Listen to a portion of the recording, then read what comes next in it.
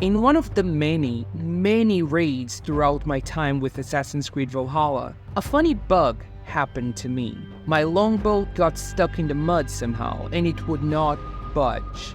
As I saw my crew furiously rowing in a vain effort to get the boat going, it dawned on me.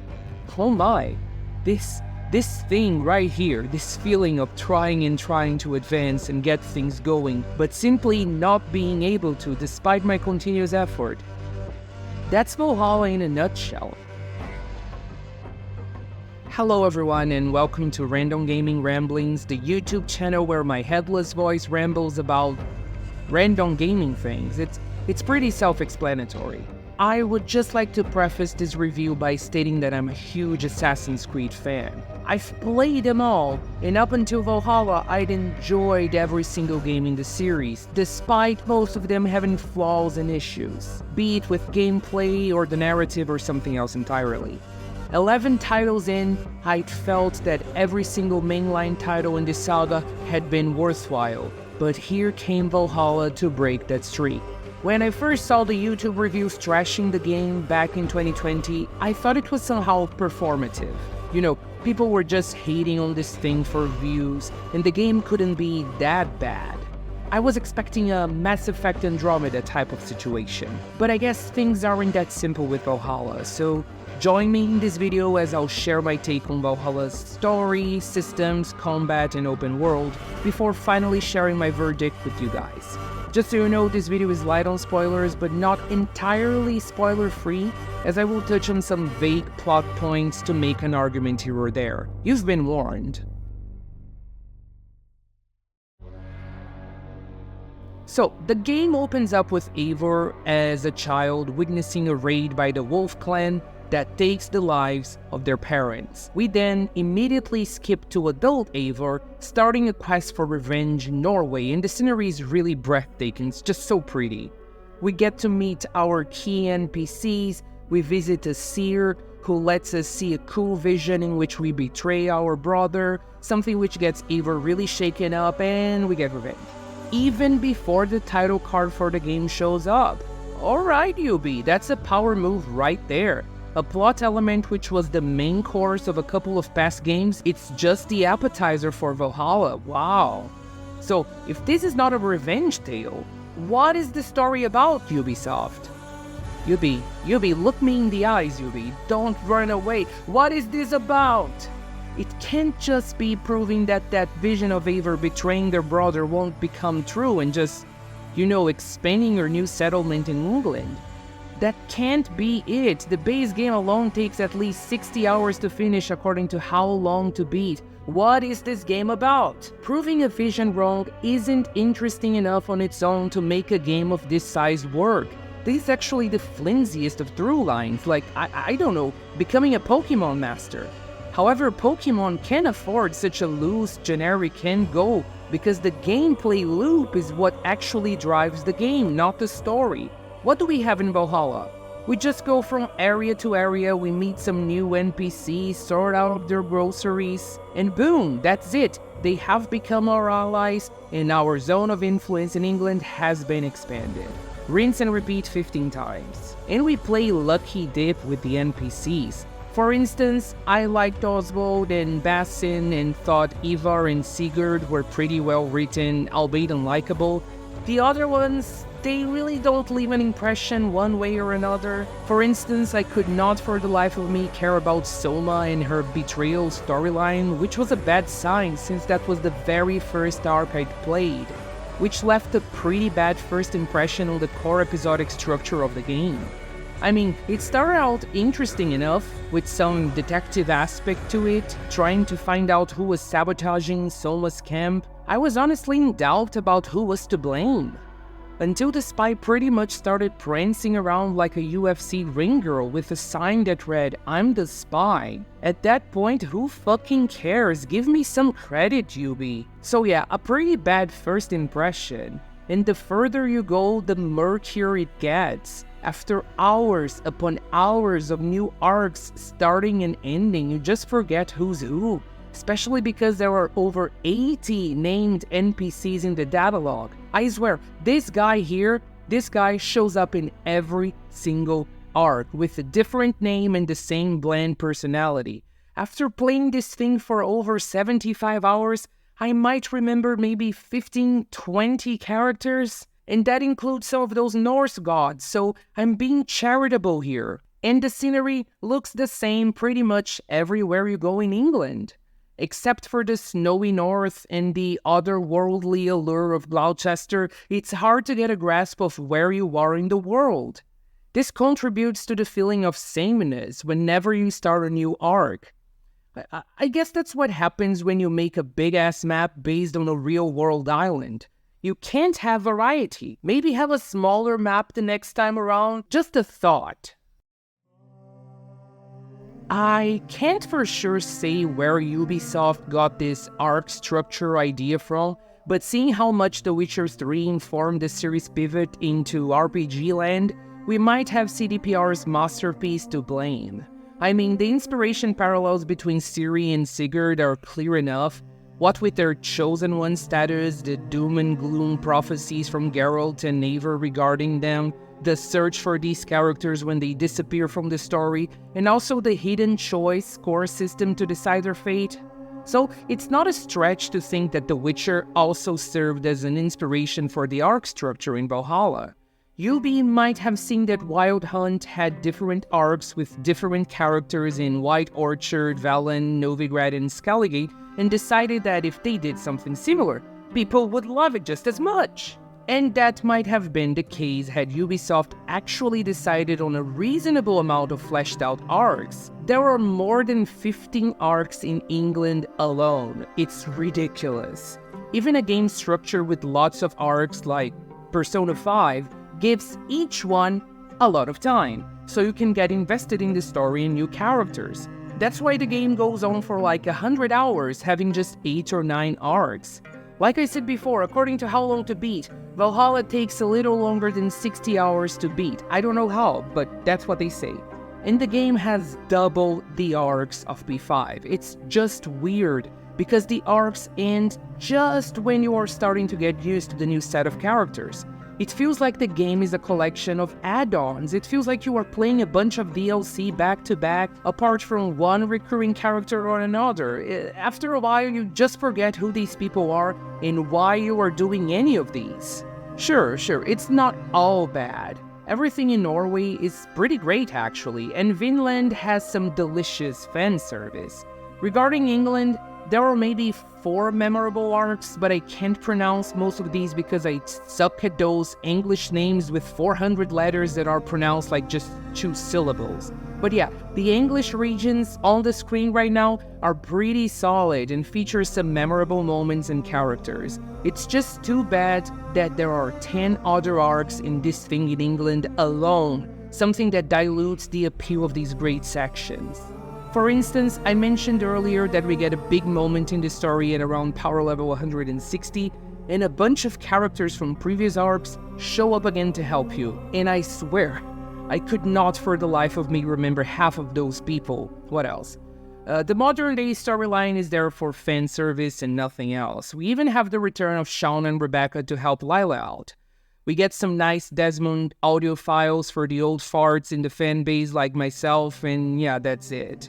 Even when Eivor finds Apples of Eden in the main story or anything of value to the 2020 timeline, Lila and the others don't react to it. They don't care. These characters are just window dressing to shut down complaints from people who miss the old games. Sure, the resolution of this storyline in the end of the game is probably the highest point for the AC modern setting since maybe Black Flag, but it still leaves you with that bitter feeling that no one knows what to do with this amazing narrative framing. It's just sad. And then we have Asgard sections which... why? What's the point? It's meaningless. We are playing as a lady accessing the memories of a dead Viking. These are not memories. These are drug-induced trips that add nothing to the main story and go on for too damn long. They just make it clear that the team behind the game would rather be making God of War, not Assassin's Creed. And considering that Dawn of Ragnarok expansion, I guess they got their wish in the end. Speaking about endings, no spoilers here, But I think it is worth mentioning that Valhalla commits the same mistake as Odyssey and also does that weird each story thread has an individual ending thing. So you get a conclusion to the family saga, to Layla's story, to the Order, and so on and so forth. I don't know about you guys, but I just don't like it. It never feels like the game is actually over. It diminishes the impact of a properly told ending, and after almost 80 hours with this thing, and having killed everyone in the Order, and cleaning every arc in England, the credits still haven't rolled for me. What's up with that? Ubisoft does not want me to see the 5,000 people responsible for the game?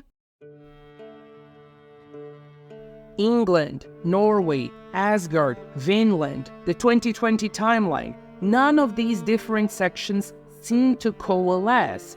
They just feel stitched together, as if a committee of 50 people wrote the game scenario, which, thinking about it, was probably the case, considering that this thing had 15 studios working on it, and the whole game was made in less than 3 years, with a change of director 6 months before release because Ashraf Ismail got caught up in some of those workplace harassment allegations that rocked Ubisoft in 2020. Still, it's hard to understand the decision to have a game with so many characters and an episodic structure that doesn't really grow from one episode to the next. It's just mystifying that this is what narrative director Darby McDevitt went with, especially because before Valhalla he had worked as a lead writer on Black Flag and as a writing consultant on Origins, so he knows what a good Assassin's Creed story looks like. Was the episodic thing a Ubisoft mandate? Was the 60-hour-long story mandatory? I'd love to know these things to gauge how this came to be, because Ismail and McDevitt are seasoned developers involved in some great AC games. Who was to blame for the bloat? And I mean, I'm not shitting on the game because I hate episodic games. On the contrary, the episodic structure could have worked if A. Ubisoft made that clear to the player when starting the game, B. There were less arcs with more fleshed out characters and a greater sense of progression between episodes, and finally C. If the combat made up for it. Because then, even with shitty arcs, we wouldn't be returning to Valhalla for the story or characters, but for the mechanical aspects instead. And yeah, that's not the case here. Valhalla presents some of the most bare-bones combat experiences I have ever had, especially on an RPG of this size. It's inexcusable. Combat is just dull. Light attacks, heavy attacks, dodge, repeat forever. There's no variety or complexity, it's just a matter of power levels. If you are 2 below the recommended level, the enemies have sponges for health bars, and the encounters are just never-ending. If you are 2 above their level, it's a cakewalk, it just sucks. And difficulty settings don't make the combat more engaging either. It just means that these sponges will get more spongy and the enemies will hit harder, that's it. I tried out the highest difficulty for a while and I just felt that it was not worth it because A. I suck at gaming, and B. It would just drag encounters more. It didn't really test my skills in the game all that much, so I ended up going with hard for most of the early game. Playing on hard, I could be maybe 30 power levels below the recommended level for a given area and having no issues, meaning Valhalla is far more forgiving when it comes to power levels than Odyssey, in which if a dude were a single level higher than you, it felt like you were fighting Zeus himself. In fact, you can curb some of the power level nonsense by adjusting the difficulty of the game. Like I stated before, when playing on very hard, I had to sort of keep parity between my power level and the recommended level, and it was boring as fuck. When playing on hard, I could be 30 points below and feel no difference in the challenge level. In the end game, when Ubisoft went insane with the power level spike, I once again dropped the difficulty. When the game wanted me to be at level 280, I was only at 220, playing on default. And when it asked me to be fucking power level 340, and I was 100 levels below that, I just dropped the difficulty once again to easy, and the difficulty level still sort of matched that of my time playing on hard at the same power level. So Yeah, you can save yourself some time and avoid busy work to get power levels by exploiting the uninspired difficulty settings. Good for me, I guess. Overall, really weak combat. At least this time we actually get to have stealth kills back. And I honestly don't mind the QTE needed to insta-kill enemies who are a higher level than you are. It's just fun to finally have the opportunity to kill an entire enemy base with stealth, if for the variety of gameplay alone. The loot system in this game is dull as well. There's no incentive to try out new weapons or gear, because you don't get the sense that any of the new stuff you're getting will be particularly useful. Odyssey went overboard with loot, which was also tiring, but I feel like they overcorrected that issue in Valhalla and now loot barely makes sense. I just bought an axe from that random kid responsible for the microtransactions in Ravenclaw 10 hours in and ran with that for the entirety of the game. It made no difference. Complementing the awful loot, we get a progression system that's trash. You have no idea what you're getting, so it becomes harder to, plan out and customize the character, since you don't know what will show up in future stars of the constellation thing. How can you plan something if you can't see anything 5 nodes ahead of where you currently are? It doesn't make any sense. Who thought this was a good idea? As one might expect from a 70-plus hour-long RPG, Valhalla brings us many choices throughout its arcs. Almost all of these are meaningless and won't affect the story in any noticeable way moving forward, but these are choices nonetheless. Like, should the next Arl in generic region A be generic Englishman B or generic Englishman C? You get to decide. Gripping! We also get dialogue choices in almost all interactions with key NPCs. However, Valhalla does that annoying thing where you pick a choice and that plays out, and then the game automatically plays out one of the remaining choices because that was the one which would actually move things along. I swear, this happened dozens of times. And it got me thinking, if you have a fixed dialogue option that you think is essential and I have to see it, don't even present it to me as a choice. Just show me that and get going. What else? Well, we also get another Ubisoft crack at the classic BioWare romance formula, and I ended up not romancing anyone. It felt like everywhere I went, some random dude was all over Eivor, but the only woman in my 78 hours with the game that took an interest to Eivor was his fucking sister-in-law. And we're not going that route, lady. No. Your role in the story is to stick those knives in that map real good and nothing else. What else? Oh, you obviously get to decide the gender of Eivor. Why we not say we had interchangeable siblings with different roles in the story? For this game, they come up with an excuse that the Animus is having a hard time reading Eivor's DNA or something. And I just have to ask, why not write a single character and flesh them out some more? I know that might be too innovative and boundary pushing, but just some food for thought, Ubi. I read somewhere that canon Eivor is female, but when playing as Odin in Asgard, she sees herself as male. That's interesting. If that's the story the writers actually wanted to tell, they should have leaned on it and made the most out of that premise. We might have ended up with a worthy character instead of one of the most vanilla assassins in the franchise. I actually prefer, Jacob Fry to Eivor, because at least he was meant to be annoying and Ubisoft definitely succeeded at that. Eivor, on the other hand, is just there. A little bit gentle, a little bit funny, sometimes sort of ruthless, but there's nothing going for him. How is this better, Ubi? How did dialogue trees improve your characters?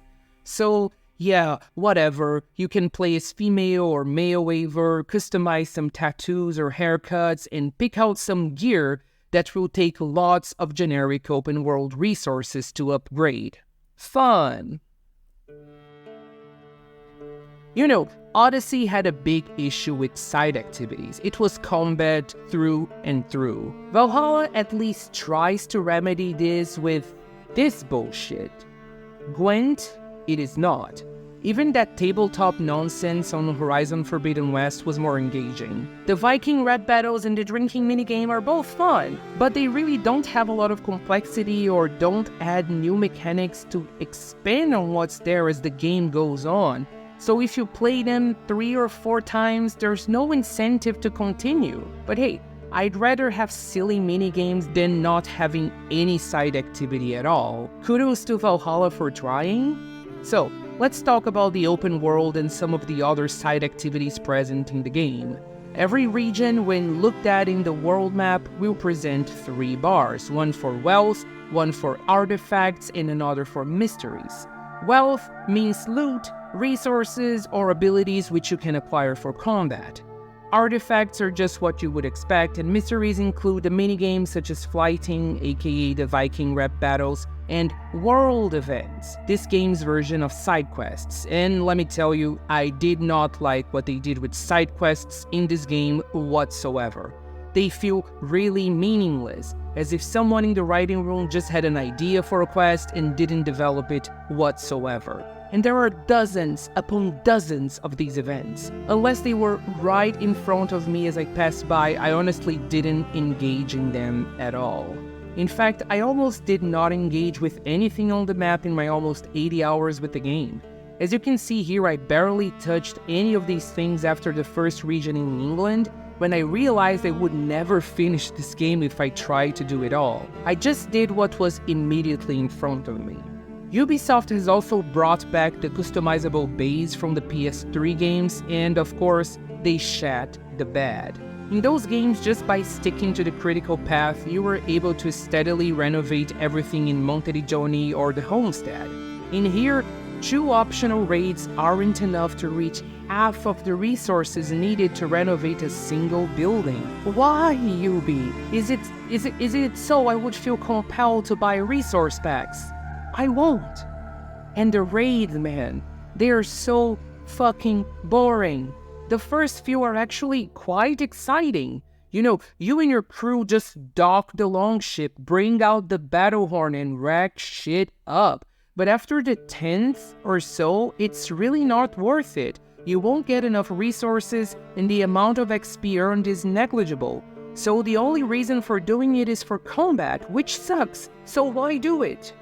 All I know, there's a bunch that can be done in Valhalla. Too much, in fact. However, none of it is engaging on its own. The game relies on your completionist tendencies to make these activities work, because on their own, they're pretty much meaningless.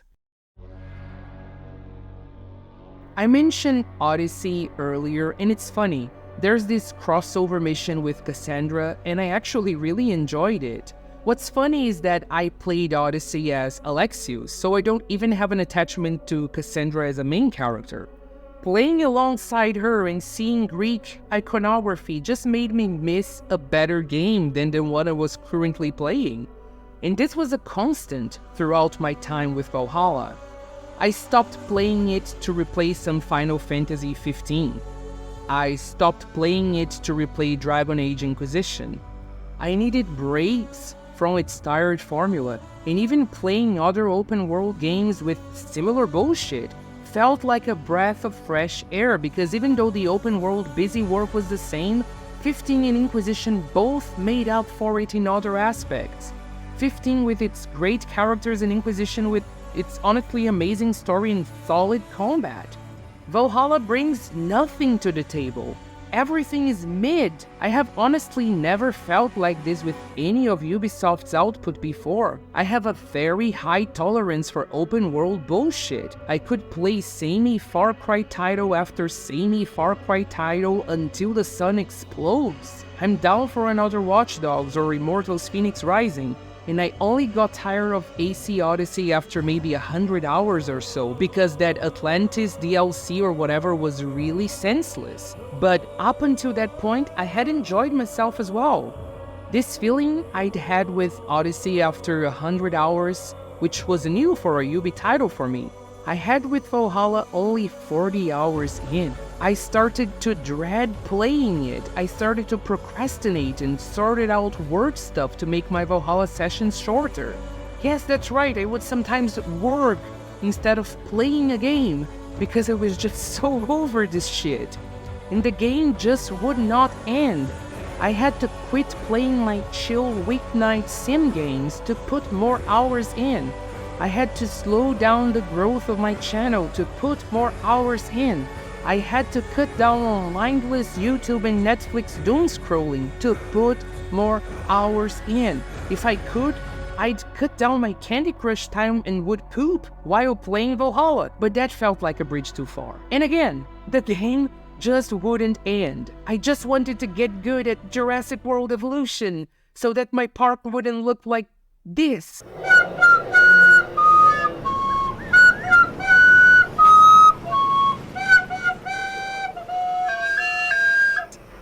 Instead, there I was, pledging allegiance to yet another rando. Light attack, dodge, heavy attack, special move, rinse and repeat, forever. I'm late to the Valhalla trashing party, and like I said before, I thought most people might have been exaggerating just a bit for views, but nothing could have prepared me for this game. I cannot really recommend it, not even if you are the biggest AC fan out there. I am one, and I regret playing this thing. If you have passed on Valhalla until now, continue to do so. Just watch a story recap on YouTube and get ready for Mirage, because there's nothing but misery awaiting you in Valhalla. Whew. And that's it for this video. Thank you for enduring this Valhalla mess with me. Make sure to like the video and subscribe if you can. It really helps me keep the lights on in this channel. Have a good one, and I'll see you when I see you.